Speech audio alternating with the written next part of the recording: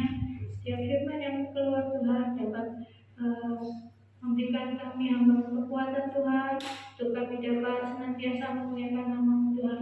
Terima kasih Tuhan Yesus, hanya di dalam nama Tuhan Yesus kami berdoa, kami mengucap syukur. Haleluya, amin. Waktu selanjutnya kami serahkan hamba Tuhan yang melayani.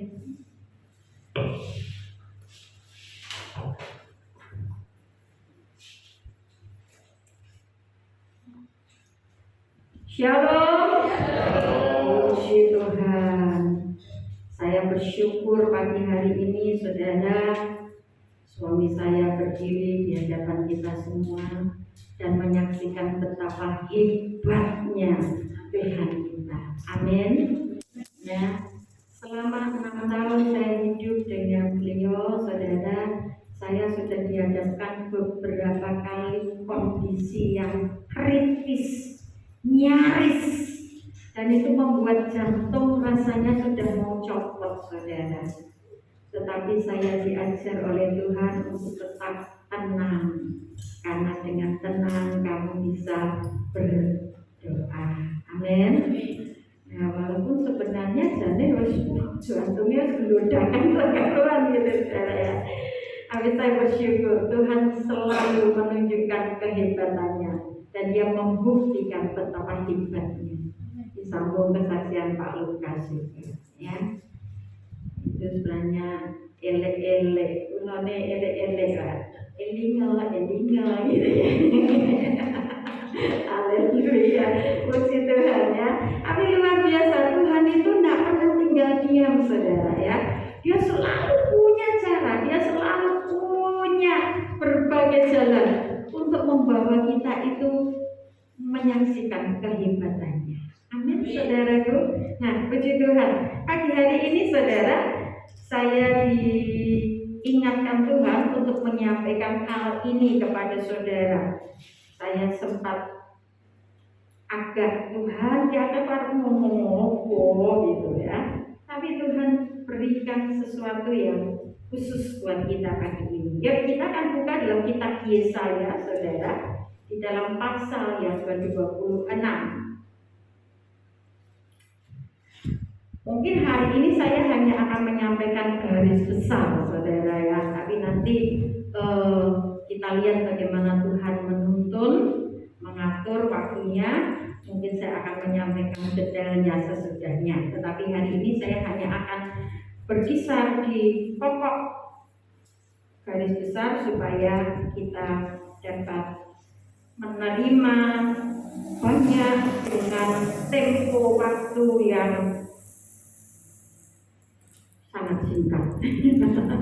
Sangat singkat, karena sebenarnya kalau firman Tuhan disampaikan kurang dari 1 jam itu memang ya belum apa-apa itu, saudara ya. Tapi mari kita akan belajar bersama-sama. Yesaya pasal 26. Kita baca saja seluruh ayat ini dari ayat 1 sampai ayatnya yang ke-21. Kita akan membaca bergantian. Saya baca ayat ganjil, saudara bersama-sama ayat yang benar. Nanti ayat 21 kita baca bersama-sama. Demikian firman Tuhan. Nyanyian puji-pujian karena kelepasan dan penghakiman yang diberikan Allah. Pada waktu itu nyanyian ini akan dinyanyikan di tanah Yehuda. Ada kita, ada kota yang kuat untuk keselamatan kita. Tuhan telah memasang tembok dan benteng. Bukalah pintu-pintu gerbang, supaya masuk bangsa yang benar dan yang taat setia. Yang hatinya teguh kau jagai dengan damai sejahtera, sebab kepadamulah ia percaya. Percayalah kepada Tuhan selamanya, sebab Tuhan adalah gunung bagi yang kekal. Sebab ia sudah menundukkan penduduk tempat tinggi, kota yang berbenteng telah direndahkannya. Direndahkannya sampai ke tanah dan dicampakkannya sampai ke debu. Kaki orang-orang sengsara, telapak kaki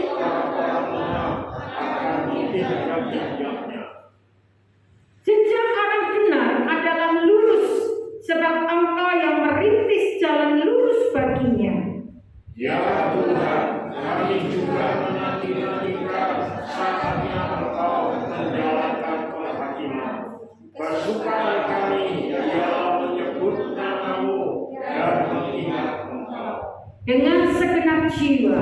Aku merindukan Engkau pada waktu malam. Juga dengan sepenuh hati aku mencari Engkau pada waktu pagi. Sebab apabila Engkau datang menghakimi bumi, maka penduduk dunia akan belajar apa yang benar. Seandainya orang fasik dikasihani, ia tidak akan belajar apa yang benar.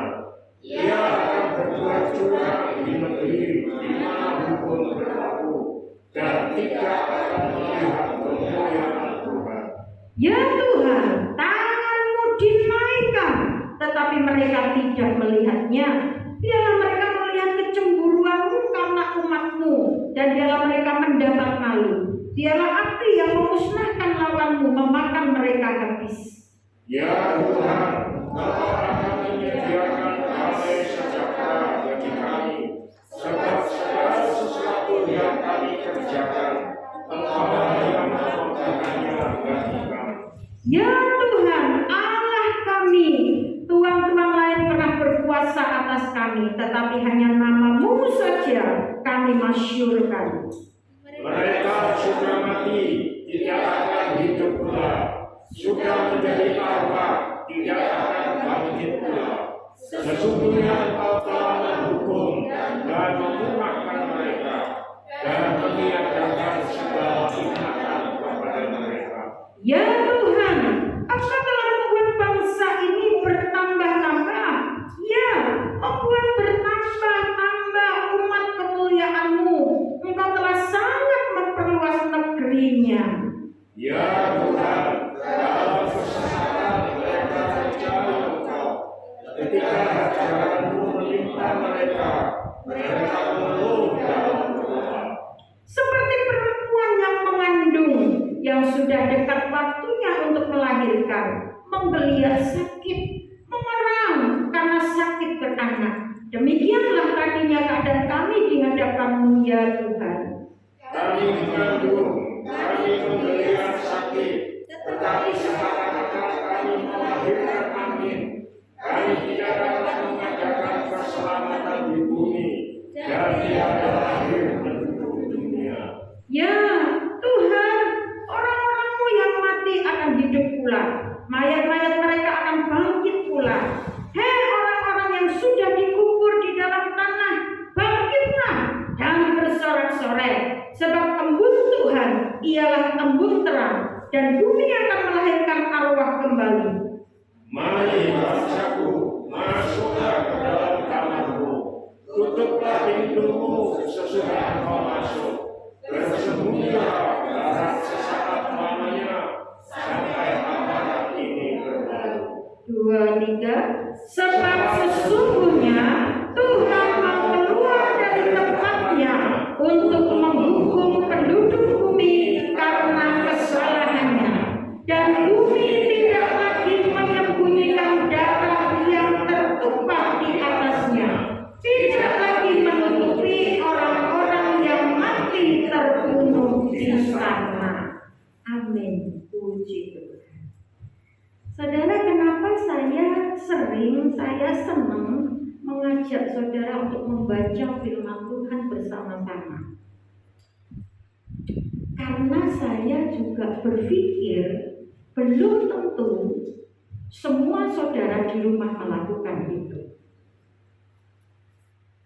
Siapa yang melakukan itu di rumah? Bisa angkat tangan coba. Aku ora ngomong sing ora iso maca lho ya. Nah, iso maca ya ngrungokke ya ta. Ada yang melakukan di rumah? Ojo tekan pendetone. Lho pendeta lah gaweane, bukan saudara, ya. Firman Tuhan itu hidup kita. Ini loh, katakan kebenaran. Kebenarannya di mana? Firman Tuhan. Katakan, diperkatakan, diomongke dengan pikiran yang sehat. Artinya apa? Pikiran kita sehat, bersih, ya. Apa kembali kita mengajar terus tentang pikiran. Ya, nanti akan dilanjutkan lagi pelajaran kita. Jadi tidak neko-neko, tidak berprasangka dengan firman Tuhan. Loh, kok firmannya ngono? Wah, nyindir aku deh. Wah, nabrak aku ya. Saya ada jemaat ngomong, nyindir aku ngomong orang nyindir aku nabrak. Nek sadar bertobat kan diberkati saudara, amin. Nek nggak sadar itu urusannya sendiri. Gitu ya. Tapi tujuan kami sebagai hamba Tuhan itu mengasihi saudara, amin. Ingin membawa hidup kita semua benar-benar menyenangkan hatinya Tuhan. Nah saya senang aja seperti ini supaya saudara berlatih. Ketika saudara membaca firman Tuhan dengan disuarakan, telinga kita sendiri mendengar, itu akan membangkitkan roh kita. Itu akan memberi semangat pada kita, ya. Coba berlatih kalau di rumah firman Tuhan dibaca. Saya sering mengingatkan beberapa saudara kalau pas minta nasihat, konseling pribadi dan sebagainya, baca itu firman Tuhan dengan suaranya sampai telingamu dengar. Karena iman timbul dari pendengaran dan pendengaran oleh firman Tuhan. Amin. Ya, mari kita lanjut kepada apa yang kita baca hari ini. Saudara, saya memberikan tema firman Tuhan pagi hari ini, nyanyian kelepasan. Bicara tentang nyanyian, saudara, semua orang, semua manusia sebenarnya sudah diperlengkapi oleh Tuhan dengan nyanyian di dalam hidupnya. Teristimewa musik. Orang suaranya fals kayak apa, orang suaranya jelek kayak apa, tetapi dalam setiap hidup kita itu diperlengkapi Tuhan dengan musik. Dan itu menjadi dasar kehidupan kita. Ya, saya nggak buka ayatnya. Nanti kita larinya beda karena saya mau bahas tentang Yesaya. Tapi saya sedikit memberikan latar belakang ini. Saudara tahu buktinya di mana setiap kita punya musik dalam diri kita masing-masing. Siapa yang tahu? Tolong jawab. Jangan Pak Pendeta. Pak Pendeta jawaban tidak diterima. Hah? Di mana musik dalam hidup kita? Ngomong Mas. Oh lagi boleh ngomong. Oke, bahasa isyarat. Wah ngerti ya untungnya jantung kita. Amin. Kalau jantung kita berhenti, saudara hidup. Innalillahi. Amin. Mati saudara. Itu musik. Detak jantung kita itu musik. Ritme. Ya. Belum ada dinamikanya, belum ada liriknya, tapi itu ritme.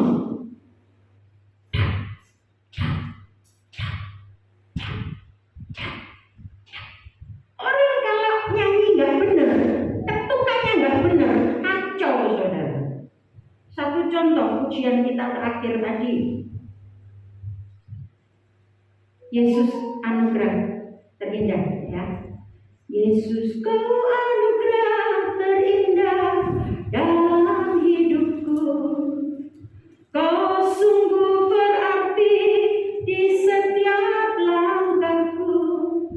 Anugerahmu selalu membersamaku.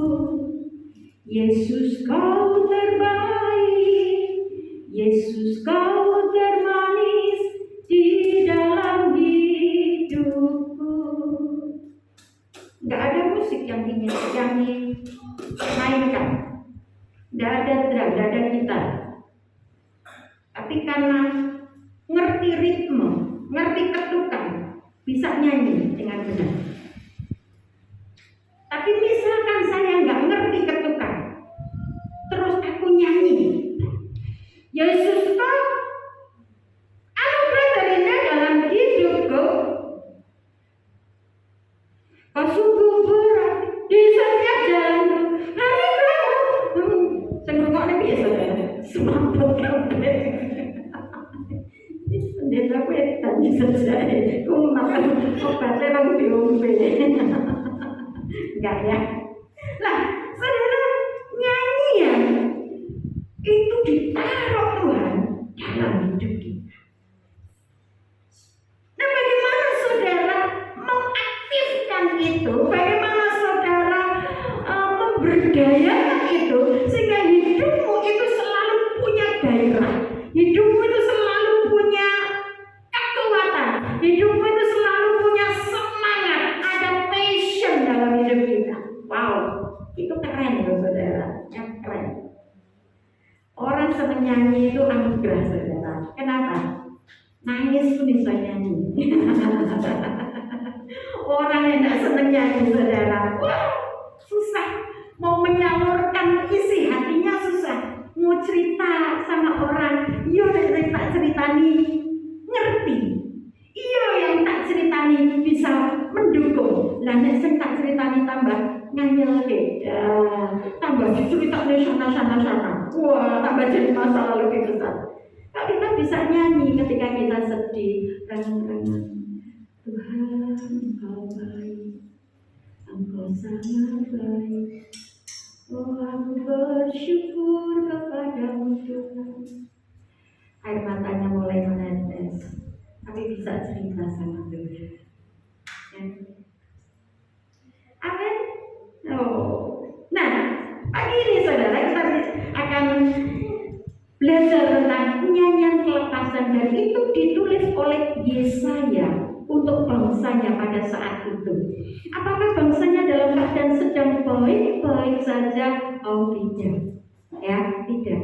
Tetapi nyanyian ini saudara, pasal ini merupakan sebuah nyanyian sukacita yang kudus dan puji-pujian yang di dalamnya, nanti saudara akan lihat satu persatu, di dalamnya dirayakan perkara-perkara besar yang sudah dikerjakan Allah bagi umatnya.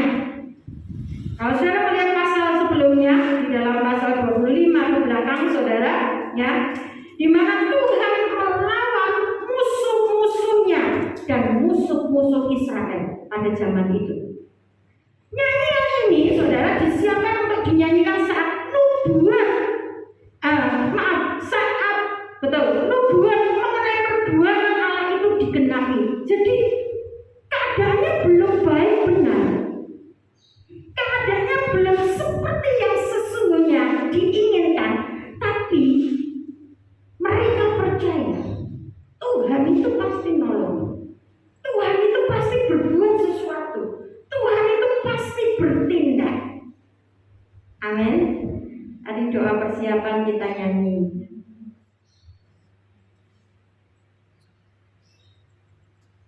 Tuhan bertindak. Dan kalau dia bertindak tepat pada waktunya.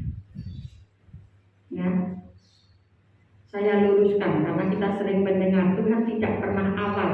Bukan tidak pernah awal, Tuhan selalu awal. Karena saudara belum datang di tempat ini, Tuhan sudah nungguin saudara di tempat ini. Nah, sadarlah, jangan semen-semen telat. Masa Tuhan nunggu terus kita lede enggak ya.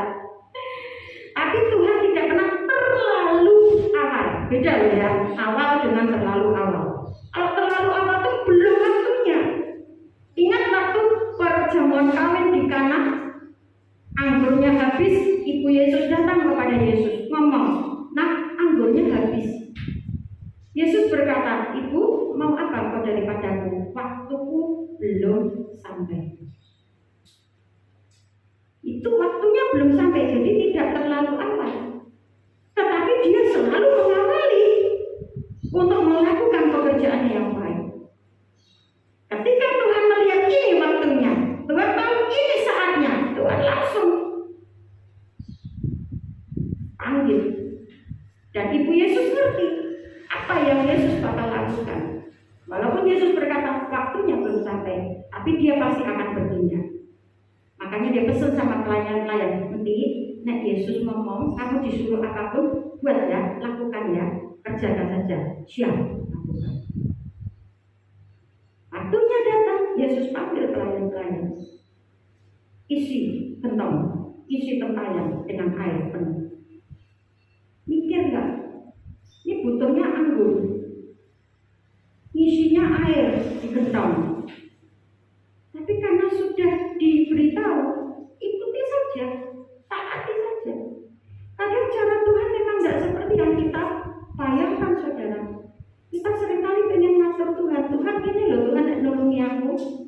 Tuhan gini loh, Tuhan nek memberkati aku. Tuhan gini loh, Tuhan nek mau.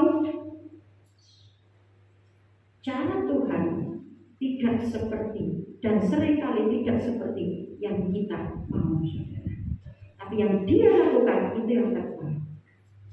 Ketika tempayan sudah diisi penuh dengan air, Dia berkata, sekarang sedot. Butuh anggur keibanyu, saudara. Sedot, udah lakukan saja. Amin. Dan Tuhan mengerjakan dengan ajaib. Air jadi anggur, bahkan anggur yang terbaik yang pernah disajikan sampai akhir pesta. Lah, Bapak Ibu Saudara kekasih dalam Tuhan, kembali lagi kepada Yesaya, ya. Jadi ketika nyanyian ini disiapkan untuk dinyanyikan saat nubuat itu nanti digenapi, saat janji itu nanti dikerjakan, nanti disempurnakan. Nah, sebab kita harus maju menghadap Allah dengan ucapan-ucapan syukur kita. Ketika kita menghadap Tuhan, jangan datang terus dengan keluhan, jangan datang terus hanya dengan sambat, datang terus dengan hal-hal yang tidak menyenangkan Tuhan. Apalagi saudara cerita ke wong. Tapi kita datang dengan ucapan syukur, Tuhan terima kasih. Memang saat ini Tuhan, ini loh Tuhan yang sedang alami. Tuhan ini loh pergumulanku. Tuhan ini loh masalahku. Tapi Tuhan aku percaya. Harus dikunci seperti itu. Amin saudara. Dan lain kali nanti mungkin saya perlu menyampaikan lagi, mengingatkan kepada Bapak Ibu Saudara semua, jangan salah berdoa. Karena kami berdua kadang-kadang ketika di acara-acara ketemu dengan banyak orang, lalu ada yang berdoa dan sebagainya. Ketika menutup doa, kami sering berpandang-pandangan, saya dengan suami, pandang-pandangan senyum saudara. Kenapa? Banyak orang Kristen sekarang mengabaikan berdoa dengan benar. Jangan lupa berdoa kita itu di dalam nama Tuhan Yesus Kristus. Amin. Doamu wapi kaya apa? Jangan lupa ditutup. Alaskan doa kita di dalam nama Tuhan Yesus Kristus. Ada yang komplain, loh kan aku harus manggil Tuhan Yesus. Iya. Nah, namanya kamu mau manggil siapa? Tapi jangan lupa itu perintah Tuhan. Nanti satu kali saya sampaikan lagi ya, kalau perlu ada perintahnya ada, ya, supaya kita tidak salah berdoa. Amin. Nah, saudara kekasih dalam Tuhan, maksudnya apa dari Yesaya pasal 26 ini, saudara? Kenapa kita menghadap Tuhan dengan ucapan syukur, menghadap Tuhan dengan nyanyian kita, menghadap Tuhan dengan penuh sukacita, rasa hormat kita, ya, saudara, kita sedang diajar. Melalui Yesaya pasal 26 itu umat Tuhan juga sedang diajar oleh Tuhan. Nah, ini yang saya mau sampaikan hari ini. Ada beberapa hal. Paling tidak saudara, jangan takut, ada 7 saudara.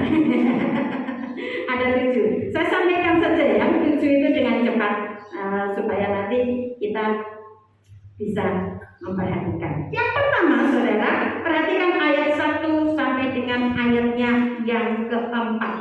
Apa yang Tuhan ingin ajarkan kepada umatnya pada saat itu? Ayat 1 sampai ayat yang keempat, pasal 26. Saya tidak akan baca kembali, saya baca saja bagian atasnya. Pada waktu itu nyanyian ini akan dinyanyikan di tanah Yehuda. Pada waktu itu menunjuk waktu yang belum terjadi. Jadi bukan pada saat ini ditulis, pada waktu itu. Nyanyian ini akan dinyanyikan di tanah Yehuda. Artinya ketika penggenapan Tuhan terjadi, ketika nubuatnya digenapi, maka umat Tuhan akan menyanyikan nyanyian itu. Tetapi apakah kemudian kita berkata, lah aku berdoa kok belum dijawab Tuhan, lah ngapain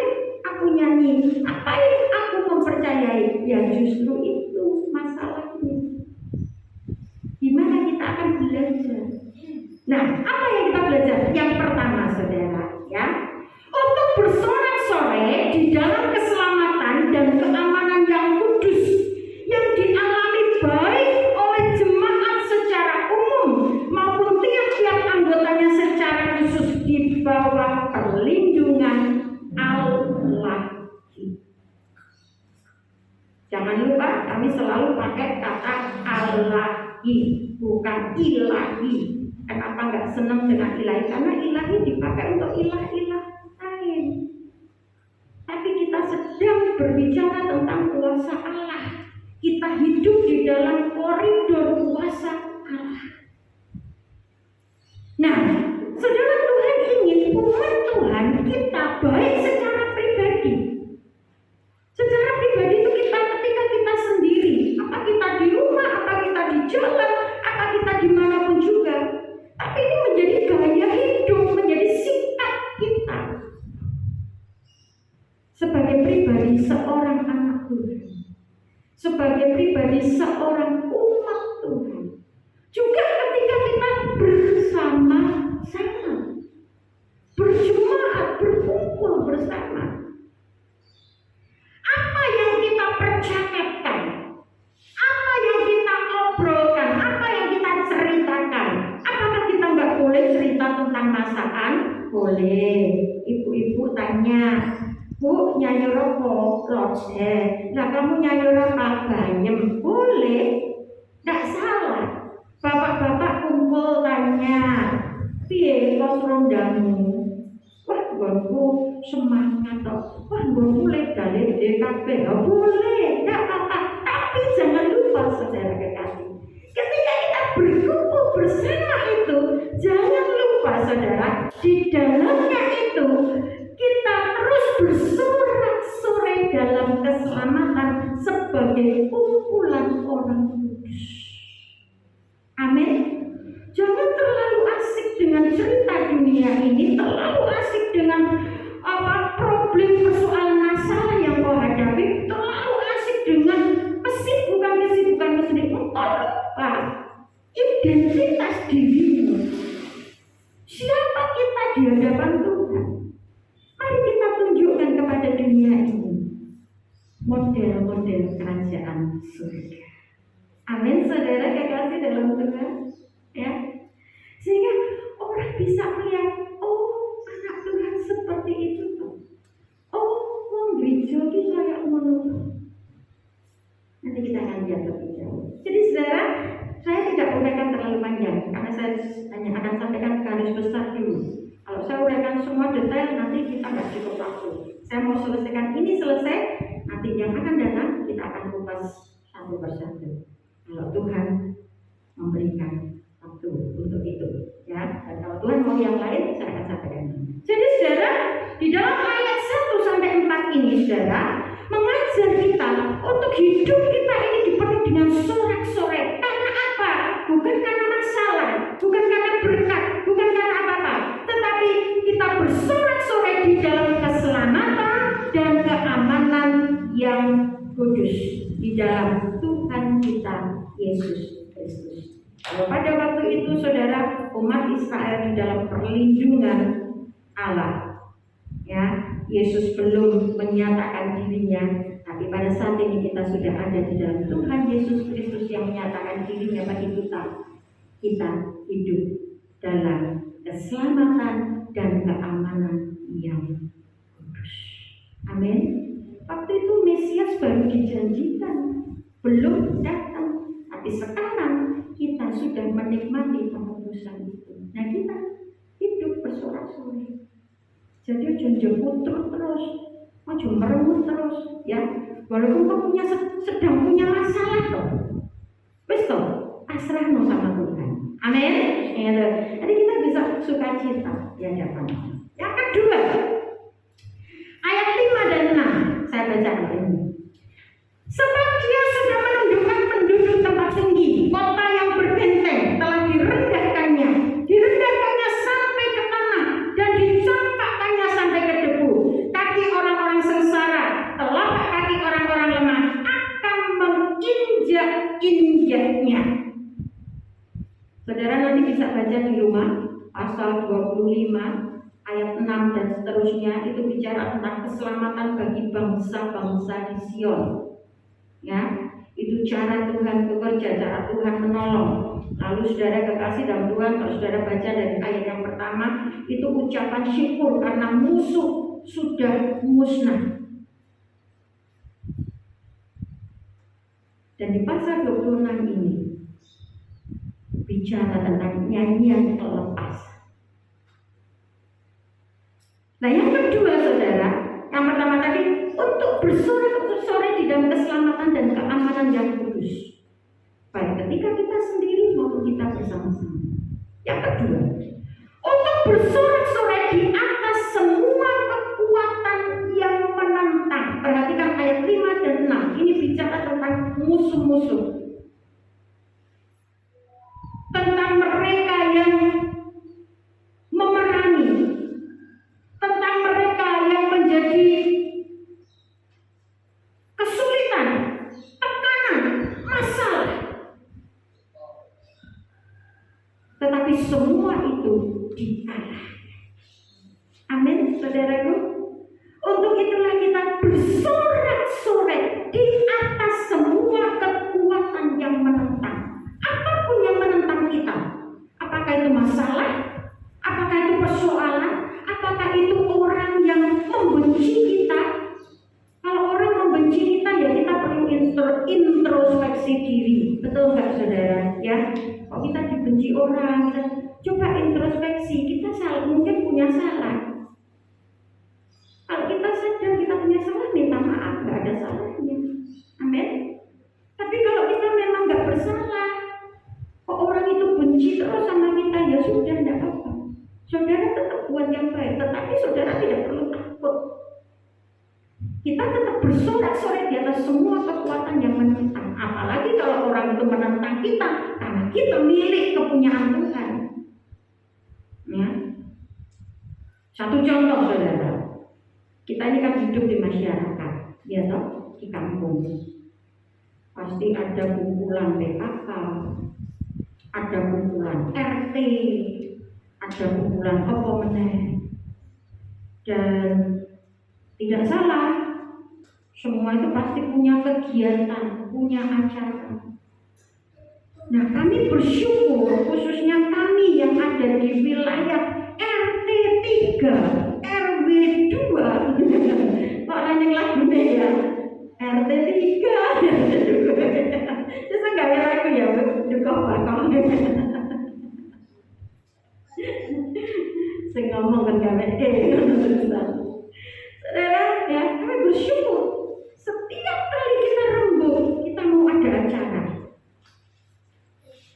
kompak saudara. Acarane ojo dina Minggu.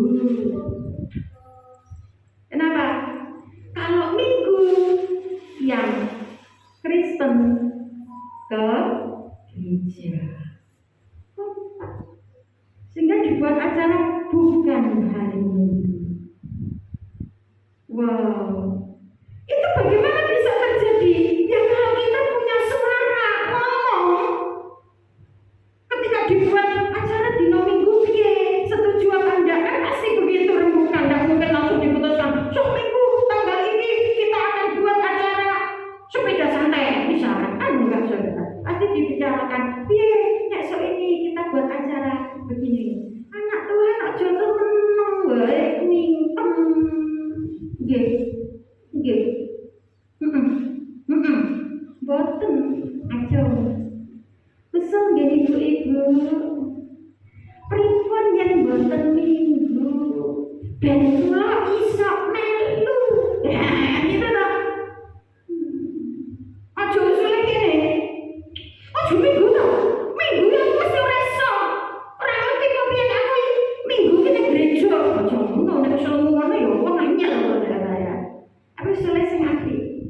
Iso nggih, ibu-ibu. Pripun yen boten Minggu? Kok nek Minggu mungkin ndak iso melu, kula pengen melu. Ya, gitu loh.